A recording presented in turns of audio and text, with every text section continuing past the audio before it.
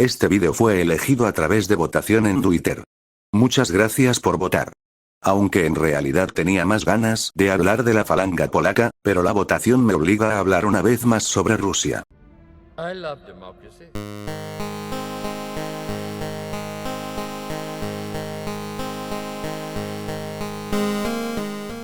A lo largo de la historia hemos tenido un montón de movimientos fascistas y NS que han tenido cabida sobre varias naciones del mundo.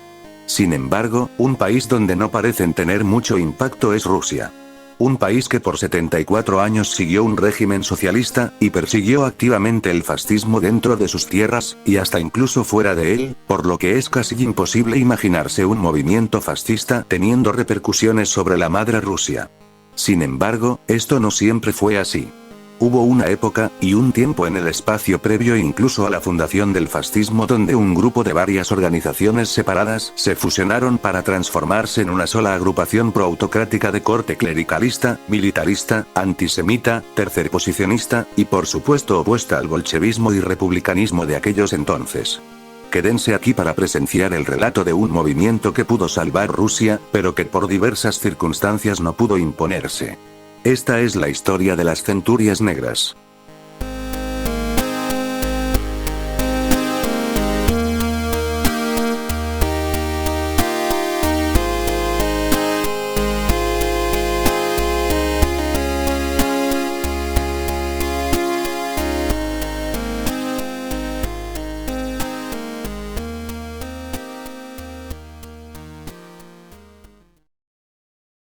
Parte 1. Introducción.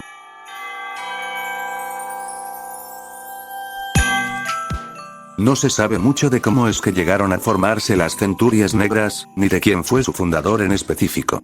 Solo se sabe que se fueron conformando gradualmente en contrarreacción a la creciente popularidad del bolchevismo en Rusia. Sin embargo, y como mencioné antes, estaba formada de varias otras células que devinieron en la conformación de este movimiento, así que para partir con algo, nos centraremos en ellas. Unión del Pueblo Ruso, el principal grupo, y por consiguiente el más importante.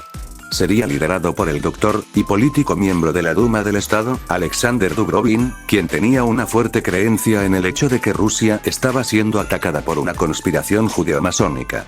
Igual que la mayoría de grupos que veremos, este fue formado durante la Revolución de 1905 y ¿qué fue la Revolución de 1905? Para hacerla corta fueron una serie de marchas y protestas pacíficos organizadas por obreros y campesinos para protestar contra la mala gestión del zar Nicolás. En el caso de esta agrupación abogaban por la restauración de la autocracia popular, concepto que ocuparon para empujar un discurso en el cual afirmaban que Rusia había sido corrompida por intelectuales judíos. Esto último puede verse motivado por eventos como el asesinato del zar Alejandro II en el año 1881, quien fue asesinado por el judío Ignacy Ryniewski, o la fundación de la organización judía jasídica conocida como Chabad Lubavitch en el año 1772, que a pesar de haber sido oprimida por el régimen zarista, igual logró reunir bastantes miembros, y a día de hoy continúan existiendo. Este grupo, además de promover el antisemitismo, incluyó en su discurso un gran sentimiento nacionalista ruso, y un sentimiento antiucraniano, llegando a denunciar el culto del poeta y escritor Taras Shevchenko, quien realizaba gran parte de sus obras en el entonces perseguido idioma ucraniano. En consecuencia, fueron apoyados durante y posterior a la Revolución de 1905 por el zar, quien los apoyó, financió, y patrocinó hasta tal punto de llevar la insignia de la Unión, y les deseó a todos sus miembros y dirigentes éxito total en sus esfuerzos por unir a los que llamó rusos leales en defensa de la autocracia.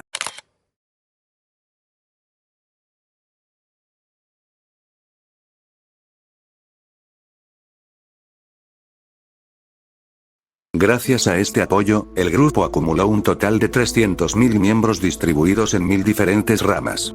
Gran parte de estos miembros eran rusos de cierto estrato social afligidos por la situación de inestabilidad y que habían perdido sus puestos, o temían perder sus puestos a causa de ello.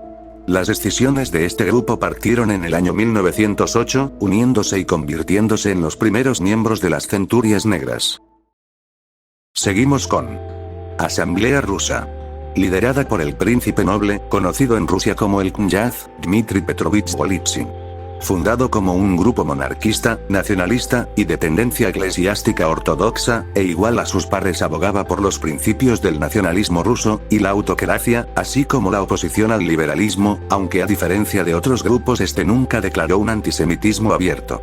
Fue fundado entre los meses de octubre y noviembre del año 1900, aunque tendría su primera reunión efectiva en febrero del año 1901, en San Petersburgo. Como su nombre lo indica, funcionaba como una asamblea con distintas jerarquías entre las cuales estaban generales del ejército, funcionarios del Estado, clérigos, nobleza, publicadores y escritores. Dentro de sus miembros estuvieron incluso ministros como Boris Sturmer, Alexander Trepov, y Vyacheslav von Plebe. Este grupo tuvo la particularidad de actuar con un mayor grado de pacifismo, desempeñándose más que nada en la presentación de discursos, firma de peticiones, y propaganda de prensa que se establecía gracias a los escritores y publicadores que conformaban la organización. Al igual que la Unión del Pueblo Ruso, la asamblea también recibió un fuerte apoyo de parte del zar, quien a su vez otorgó varias diputaciones a sus miembros con el fin de empujar la propaganda a su favor. Sin embargo, recibió un duro golpe en el año 1905 cuando una circular prohibió a militares formar parte de sociedades políticas, resultando en el abandono por parte de 200 oficiales. Y a medida que transcurrió el tiempo, y a causa de esto último es que empezaron a ocurrir las escisiones en los 1907 y 1908, que coincidieron con la de la Unión del Pueblo Ruso, generando así que los miembros de la Asamblea Rusa se convirtieran finalmente en la parte noble de lo que serían las centurias negras. Y finalmente, el último grupo sobre el que pude encontrar información fue Nobleza Unida, activa entre los años 1906 y 1917. Este grupo fue integrado, por como indica su nombre, por nobles de la época, a los que se sumaron terratenientes que se establecieron a raíz del levantamiento de los campesinos rusos de 1905 y 1906, en reacción a la violencia generalizada contra los terratenientes por parte de los grupos campesinos. El líder de esta unión era Alexei Bobrinsky, cuñado del que sería primer ministro de Rusia, Georgi Lvov. Al igual que la Asamblea Rusa, y la Unión del Pueblo Ruso, la Nobleza Unida tuvo fuerte presencia política dentro de Rusia, integrando igualmente la Duma del Estado, y además en el Consejo del Estado, dentro de las cuales Nobleza Unida haría presión para prevenir que se dieran propuestas de reformas liberales, agudizando el roce entre clase alta y obrera al defender, de la misma forma que los grupos previamente mencionados, la autocracia imperial, y el clericalismo al declarar que los campesinos revolucionarios debían cumplir penas más duras por los crímenes agrarios revolucionarios, y crímenes contra los principios morales y religiosos. Aunque en general tuvo bastante éxito para hacer pasar muchas de sus propuestas, ese mismo éxito se transformaría en condena por lo que vino después, al empeorar la psiquis de los campesinos de la época, radicalizándolos para la posteridad. Es así como en base a todos estos grupos y sus escisiones, así como eventos separados pero relacionados, se terminaría dando la conformación de lo que se conoce como las centurias negras. A continuación, veremos su papel dentro de la famosa Revolución Rusa de 1917. Parte 2. Los pogromos, e intentos de socavar la revolución que fallaron. Como pudimos notar, los grupos que se juntaron para conformar las centurias negras estaban estrechamente relacionados en cuanto a actividades violentas se refería. Al tener un marcado anticomunismo y antisemitismo combinados, sumado al hecho de que la mayoría de los revolucionarios eran de hecho de origen judío, era natural que se repitieran linchamientos, o como los llamaban los rusos de la época, un pogromo. ¿Pero qué es un pogromo? En resumidas cuentas, son el linchamiento multitudinario, espontáneo o premeditado, hacia un grupo particular, étnico, religioso u otro, acompañado de la destrucción o el expolio de sus bienes, casas, tiendas, centros religiosos, etc. El término ha sido usado para denotar actos de violencia sobre todo contra los judíos, aunque también se ha aplicado para otros grupos. Es gracias a estos pogromos que durante la Revolución Rusa se llegó a registrar un máximo de 250.000 judíos desvividos a causa de estos mismos, de los cuales los objetivos más prominentes eran activistas intelectuales. Estos números no solo fueron obra de las centurias negras por sí solas, sino que la policía zarista incurrió en un intenso colaboracionismo con los mismos para poder detener la causa bolchevique. Actos como la indiferencia, o la aparición de ciertos artículos incendiarios de tendencia antijudía aparecidos en la prensa con anterioridad denotan que la policía sabía de estas cosas, y habían optado por no actuar. Sin embargo, a pesar de todos estos actos, los pogromos no tuvieron resultado, y como ya todos deben saber, la Revolución Rusa de 1917 fue en favor total de los bolcheviques. Un elemento bastante oculto de la historia rusa y de Europa, que demuestra la intensa resistencia que se llevó a cabo para frenar el desastre, y que para las masas tiene un valor desconocido. Tan solo imaginen. ¿Qué hubiera sido de Rusia si todas las medidas aplicadas por las centurias negras y sus antecesores hubieran tenido éxito? Una de las causas que podría explicar esta histórica derrota es el hecho de que el zar nunca aumentó sus poderes para poder apoyar realmente la contrarresistencia, que era de hecho bastante fuerte. Si bien las centurias fueron siempre leales al zar, fueron de todas formas bastante críticas con el hecho de que nunca se estableció la aclamada autocracia imperial que tanto exigían, y que a causa de esa suavidad y tibieza fue que los judeobolcheviques no se complicaron en arrasar a la Rusia zarista a pesar de toda la represión que recibieron. Sea como sea, el pasado es el pasado. Y luego de la caída de la Unión Soviética, Rusia pudo respirar un poco más, y la actualidad le dio una segunda oportunidad a las viejas centurias y sus descendientes. ¿La habrán aprovechado?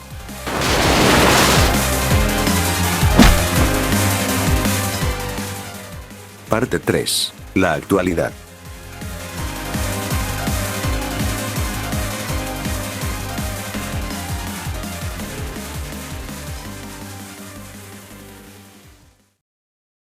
Luego de la caída del sistema comunista en los años 90, Rusia adoptó medidas más liberales dentro de su gobierno, con lo cual supuso una gigantesca desmoralización dentro del ruso promedio.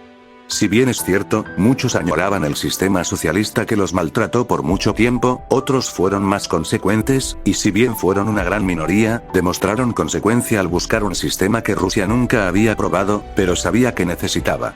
Tal es el caso del pionero moderno del fascismo ruso, conocido como Alexander Barkasov. Fundador del grupo paramilitar Unidad Nacional Rusa en 1990. Barkasov sobre todo fue gran admirador del Führer, abogando por políticas parecidas entre las cuales se encontraban la expulsión de los no rusos y otorgar un mayor papel a las instituciones tradicionales rusas, tales como la Iglesia Ortodoxa rusa, y declarando lo siguiente: lo considero un gran héroe de la nación alemana y de todas las razas blancas. Logró inspirar a toda la nación a luchar contra la degradación y la desaparición de los valores nacionales. En un momento se planteó llegar al poder en el año 1994, pero no lo lograría debido a la gran impopularidad del fascismo en Rusia. Además, otro gran contrapeso fue haber apoyado inconscientemente el recién electo gobierno de Putin, quien pronto los prohibiría en el año 1999. A pesar de esto, Barkasov seguiría ligado a la ideología, siendo arrestado en 2005 por atacar a un oficial de policía dentro de su residencia. Luego de su liberación, continuaría sin mucho éxito su actividad a través de la fundación de otro grupo político en 2009 conocido como Unión de los Defensores de Rusia. Para 2014, apoyaría al separatismo ruso en Ucrania, obviamente bajo su propia óptica nacionalista verdadera, y no tanto multipolar disfrazada. Además de Unidad Nacional Rusa, surgieron otros grupos nacionalsocialistas como la Sociedad Nacional Socialista fundada en 2004, y disuelta en 2010, la Unión Eslava fundada en 1999 pero igualmente disuelta en el 2010. Ambos grupos operaron de forma underground y de forma casi clandestina, aunque solo el primero logró tener injerencia en la Duma del Estado, al igual que sus antepasados centurianos, con uno de sus miembros participando como representante de la región de Moscú con consignas radicales. Sin embargo, esa candidatura sería retirada en favor del coronel Vladimir Khvachkov. En fin. Lo único que se puede sacar de esta actualidad es que a pesar del tremendo legado que dejaron las centurias negras y sus antecesores para la posteridad, Rusia sigue siendo un país ajeno a la ideología nacionalsocialista y fascista, despreciando cada intento de empoderar a los pocos consecuentes para darles un futuro mejor. En esto puede notarse la fuerte labor de los judeobolcheviques en transformar la mentalidad colectiva de los rusos, transformando a mucha de su gente en delirantes defensores del comunismo y del judaísmo, razón por la cual Rusia, incluso deshaciéndose del sistema en 1991, no ha podido dejar atrás la decadencia cultural. Una historia, y un legado que el tiempo deshizo, y un trabajo que tristemente quedó sin efectos, y que ha quedado reducido al fracaso constante. Esto fueron las Centurias Negras, sus antecesores, y sucesores en la batalla contra el judeobolchevismo. Antes, durante, y después de la Revolución Rusa de 1917. Esperemos que un día de estos, Rusia se recupere de la enfermedad comunista. Hasta entonces, a seguir intentando. Eso ha sido todo, y muchas gracias por escuchar.